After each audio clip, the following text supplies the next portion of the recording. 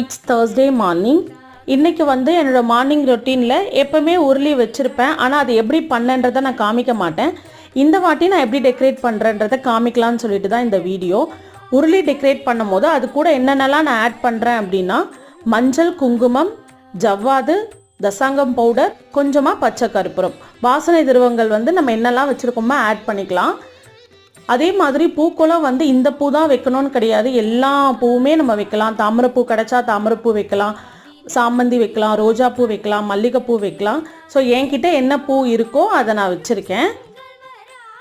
Daily change பண்ணுவீங்களா அப்படின்னு கேட்டால் கிடையாது. நான் 2 டேஸ்க்கு ஒன்ஸ் தான் சேஞ்ச் பண்ணுவேன். தண்ணி வந்து சுத்தமாக இருக்கணும்.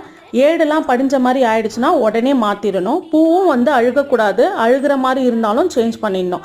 இஃப் சப்போஸ் எனக்கு 3 டேஸ் வரைக்கும் நல்லா இருக்குது அப்படின்னா ஓகே, நம்ம வச்சுக்கலாம். ஆனால் நான் வந்து எப்போவுமே 2 டேஸ்க்கு ஒன்ஸ் வந்து சேஞ்ச் பண்ணிக்கிட்டேன்.